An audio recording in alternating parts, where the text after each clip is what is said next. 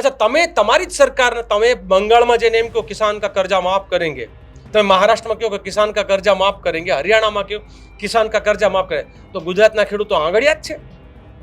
ગુજરાતના ખેડૂતોનું તમારે દેવું માફ કરવાનું. અહીંયા 30 વર્ષથી તમારી સરકાર છે, તો સવાલ એ થાય તમે એમ કહો કે નહીં ખેડૂતનું દેવું માફ નહીં, તો ગુજરાતમાં 3 દાયકાથી જેનું રાજ હોય તો ખેડૂતો દેવાદાર કેમ બન્યા? આના માટે જવાબદાર કોણ?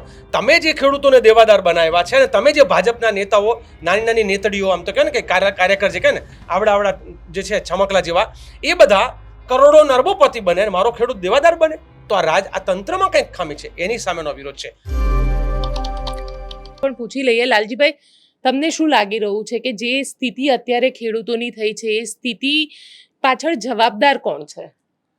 સમગ્ર ગુજરાતના ખેડૂતો અત્યારે આંદોલનના રસ્તે એટલા માટે જઈ રહ્યા છે કે સરકાર ચૂંટણી પહેલાની સરકાર જુદી હોય છે અને ચૂંટણી પતી જાય પછીની સરકાર બહુ જુદી હોય છે.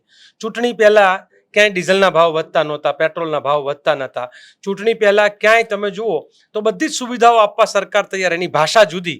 ચૂંટણી પતી પછી સરકાર બહુ જુદી. વીજળીના થાંભલાઓ જે ટંકારા, મોરબી, હળવદ અને ધાંગધ્રા વિસ્તારમાં એ લોકો ડરતા હતા નાખતા, જેવી ચૂંટણી પતી એટલે પોલીસ ફોર્સ મોકલીને એ થાંભલાઓ નાખવાનું કામ શરૂ કર્યું છે.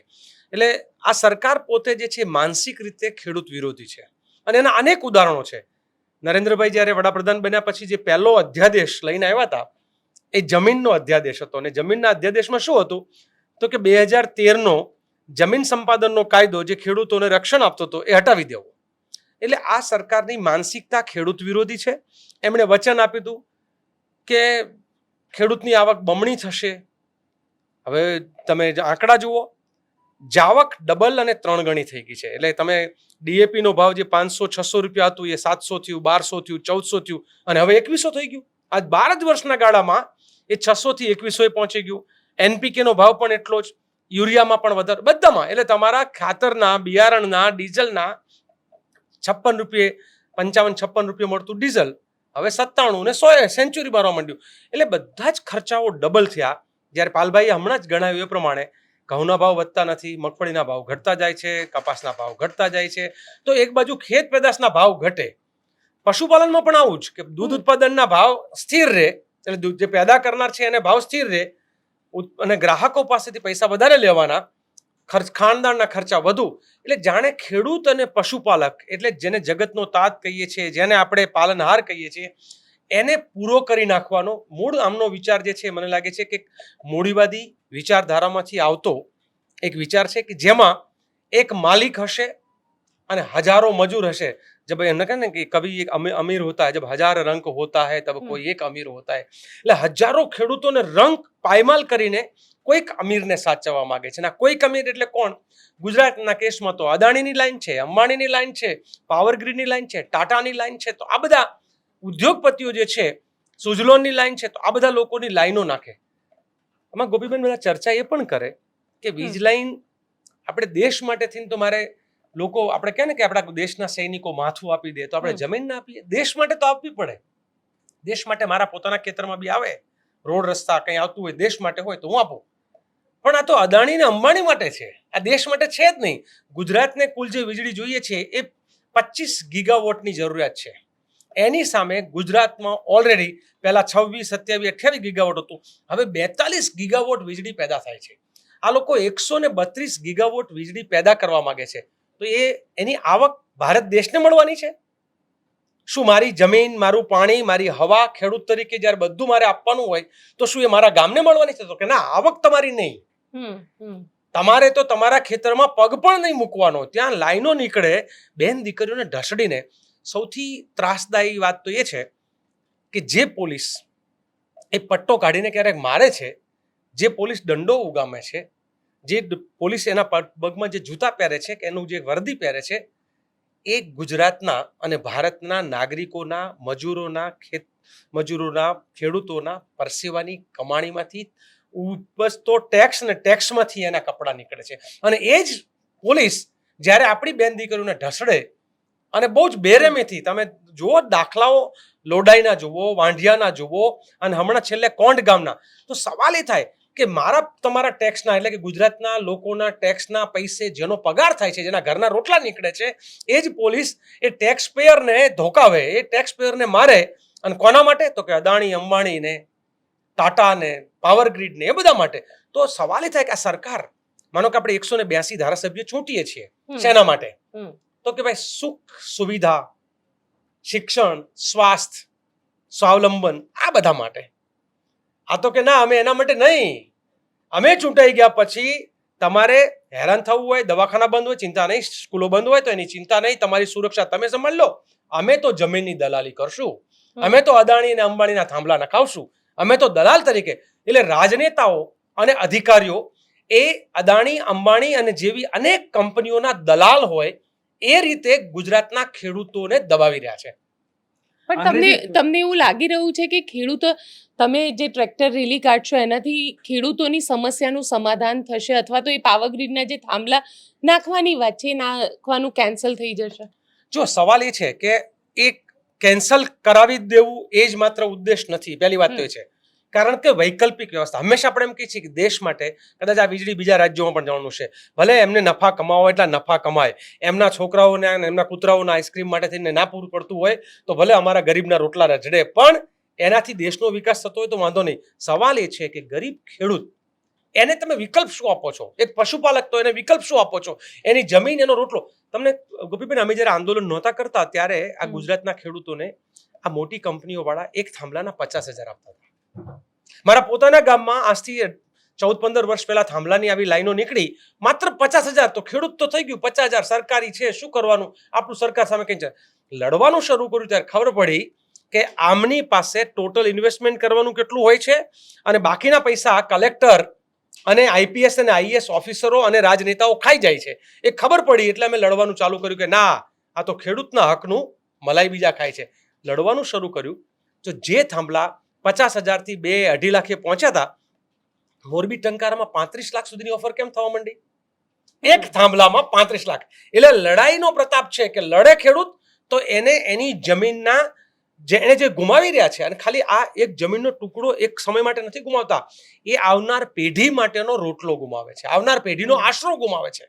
અને માટે અમે લડીએ છીએ કે ભાઈ તમે ખેડૂતોની જમીન જે છે આંકડે મત છે એટલે તમે આને ગમે એમ કરીને પડાવી લો. અને એવી રીતે પાછા એમ કે આ તો સરકાર દ્વારા નક્કી, સરકારનું છે જ નહીં.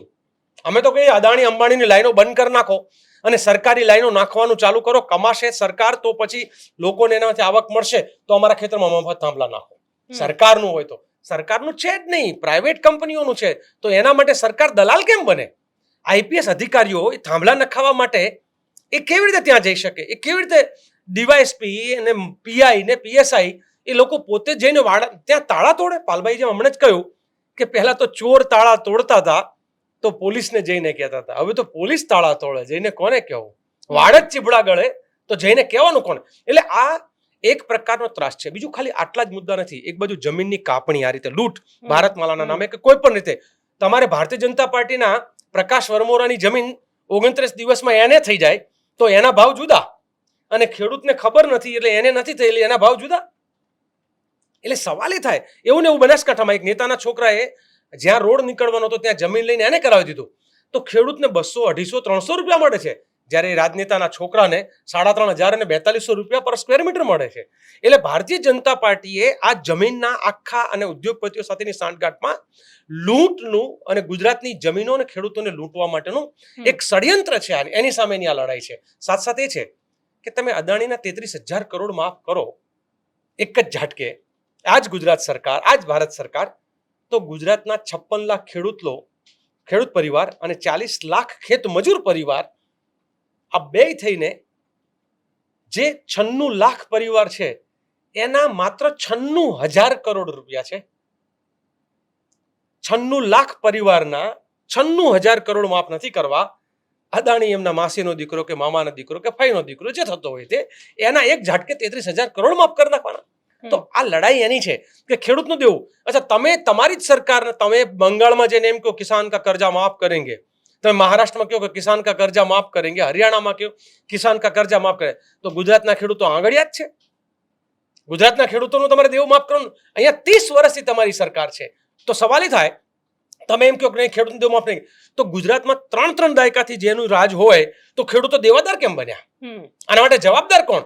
તમે જે ખેડૂતોને દેવાદાર બનાવ્યા છે, અને તમે જે ભાજપના નેતાઓ નાની નાની નેતડીઓ, આમ તો કહે ને કે કાર્યકર જે કહે ને આવડા જે છે છમકલા જેવા, એ બધા કરોડો નરબોપતિ બને અને મારો ખેડૂત દેવાદાર બને, તો આ તંત્રમાં કંઈક ખામી છે. એની સામેનો વિરોધ છે. દૂધના ભાવ, માલધારી છું એટલે દૂધના ભાવ તમે 2 રૂપિયા હમણાં અમૂલમાં વધારી દીધા લીટરે, વચ્ચે 2 રૂપિયા વધારી દો. ખેડૂતના દૂધ ઉત્પાદકોના ભાવ તો એના ખાણના પૈસા તમે કોથળે 200 વધારી દો. તમે તમારે જે કંટ્રોલ છે બધા ભાવ વધારતા જાઓ, અને તમારે જેને આપવાનું છે એનું બિલકુલ કશું વિચારવાનું જ નહીં. એટલે ગુજરાતના દૂધ ઉત્પાદકો હોય કે ખેત પેદાશ હોય, એ એમએસપી વગર ચાલે જ નહીં. એટલે આ લડાઈ એમએસપી માટેની છે, આ લડાઈ કર્જા માફી માટેની છે, આ લડાઈ જમીનની જે ખોટી માપણી કરી છે. આમાં ગોપીબેન બહુ નવાઈ લાગશે કે સરકારે સેટેલાઇટથી જમીન માપી, તમારું ખેતર મારી બાજુ, મારું ખેતર તમારી બાજુ, ભરતસિંહભાઈનું ખેતર બીજી બાજુ, એમ કરીને આપણા ખેતર ઉલટ સુલટ કરે. પછી મારે જ્યારે ખેતર એને કરાવવા જવું હોય કે કંઈક સુધારો કરવો હોય તો કે તમારું ખેતર અહીંયા નથી બોલતું, જમીનમાં સુધારો કરવો પડશે. તો શું કરવાનું? તો કે 50,000 ચૂકવવા પડશે. ભૂલ તમારી સરકારની અને ચૂકવવાનું ખેડૂત હોય. એટલે આખું એક નહીં, સમગ્ર ગુજરાતમાં એક જગ્યાએ ભૂલ થઈ, અહીંયા એક ટાઇલ્સ ખોટી પડે એટલે બધી ટાઇલ્સ ખોટી, એમ એક ખેતરમાં ભૂલ થાય તો બધા ખેતરો ખોટા. તો આખી જે ભૂલના ભોગ ખેડૂતો બની રહ્યા છે. તો આ લડાઈ એની સામેની છે. અને સાથે સાથે વીજળીનું જેમ મેં વાત કરી કે બીજા રાજ્યોમાં વીજળી માફ, તેલંગાણામાં કોંગ્રેસ વીજળી માફ કરી શકે, મફત વીજળી આપે. તમિલનાડુમાં પહેલા ડીએમકે અને હવે વિજય સરકાર તો એક વીજળી મફત આપે.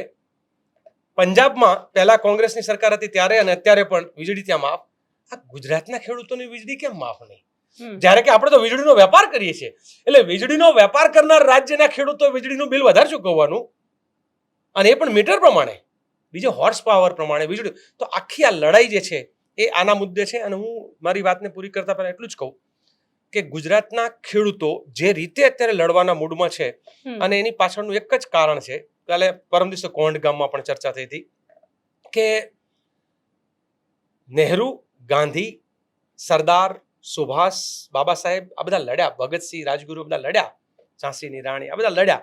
એ લડ્યા તો અત્યારે આપણે એમ કહી શકીએ છીએ આમ માથું ઊંચું કરીને કે લડ્યા એટલે આપણે આઝાદ થયા. આજે હું બોલી શકું છું, તમે બોલી શકો છો, અને બધા જ લોકો જે છે પોતાનો અવાજ ઉઠાવી શકે છે. દેશને આઝાદી મળી. સવાલ એ થાય છે કે ગુજરાતના ખેડૂતોની આઝાદી ક્યાં? જે સાર્વભૌમત્વ જેને કહીએ છીએ, સોવરેન્ટી જેને કહીએ છીએ, તો ખેડૂતોની સોવરેન્ટી ક્યાં? સાર્વભૌમત્વ ક્યાં? અહીં તો કબજો છે સરકારનો. તો કેવી રીતે ચાલે? પહેલા ગોરાઓનો કબજો હતો, હવે અત્યારના સંઘીઓનો, અમે તો કહીએ પહેલા ફિરંગીઓનો હતો ને હવે સંઘીઓનો છે. તો આ કબજો જે છે એ કબજો છોડાવવા માટે આ શાસનમાંથી આપણે, મને બીજી જે ચિંતાનો, એટલે લોકો કહે છે ને અમારા બધા કહેતા કે કેમ લડો છો તમે? એટલે માટે કહીએ છીએ કે અમે એટલે લડીએ છીએ કે જેમ ગાંધી, નહેરુ, સરદાર માટે સર ઊંચું કરીને આપણે જીવીએ છીએ ને, એમ આવનાર પેઢીના આપણા પોતરા પોતરીઓ એમ ના કહે કે અમારા દાદા માયકાંગલા હતા, અમારા દાદા સાહેબ એવા હતા લોકો, દાદા દાદીઓ કે જેનામાં લડવાની તાકાત નથી ને એટલે અમે ગુલામીમાં પેદા થયા. એટલે અમારી આવનારી ત્રીજી પેઢી ગુલામ પેદા ના થાય, આ કંપનીઓના ગુલામ ના થાય, એના માટેની આ લડાઈ છે. હાથબારમાંથી બધાના નામ નીકળી ના જાય એના માટેની આ લડાઈ છે. અમારી બેન દીકરીઓ એ કોકના ત્યાં ગુલામોની જેમ પેલા સિક્કા હાથ ઉપર લગાવતા હતા ને પેલા, એવા ના લગાવવા પડે એના માટેની આ લડાઈ છે. આ લડાઈ સ્વાભિમાનની છે, આ લડાઈ સાર્વભૌમત્વની છે. માત્ર ખાલી ભાવ વધારો મળી જાય એની આ લડાઈ નથી. એટલે અમે એવું કહીએ હસતા હસતા લોકોને કે પોતાના ઘરે ભગતસિંહ નથી જોઈતા, પણ બાજુવાળાના ઘરે ભગતસિંહ પેદા થાય તો ગમે છે લોકોને. આ બહુ સાચી વાત છે. પણ હું તમને એક મારો ખાલી દાખલો આપું. હમણાં ભરતસિંહભાઈ મને યાદ કરાવ્યું, 2003માં કે 2માં અમે એક વખત રાત્રે અહીંયા ગુજરાતના રાઇટ્સ થયા પછી અમારી બધાની ધરપકડ થઈ હતી. એમાં અમે 3 ભાઈઓની ધરપકડ હતી, મારાથી 2 નાના છે એની મારી. અને અમને બધાને છોડાવવા માટે મારી બા અને મારા ઘરના એ લોકો આવ્યા હતા, અને એક ભાઈ બાર હતો એ આવ્યો હાથ બાર. કારણ કે આમાં એવું છે કે લડનારા લોકોનો હાથ બાર નથી હોતા, ઘણી વખત એવું હોય છે. અમારા વળી નસીબ જોગે હતા. તો મારી બાને કોઈકે પૂછ્યું કે તમારા 3 છોકરાઓને અત્યારે એરેસ્ટ કર્યા, તમને બીક નથી લાગતી? તો એણે કહ્યું તું પહેલા બીક લાગતી હતી મને, પણ પછી ખબર પડી ને કે લોકોના ભલા માટે લડે છે, એટલે એ માએ નક્કી કર્યું મારા ઘરમાં ભગતસિંહ પેદા થાય મને વાંધો નથી. અને હું એવું ઈચ્છું છું ગુજરાતમાં બી અનેક માઓ છે, આ ભરતસિંહભાઈ જેવા અનેક માઓ છે કે જે પોતે એવું એમને વાંધો નથી, બધાની જેવું નથી કે કોકના ઘરે ભગતસિંહ પેદા થાય, પોતાના ઘરે પણ થાય. અને મને લાગે થવું જોઈએ. આ સિવાય આપણી પાસે કોઈ વિકલ્પ પણ નથી.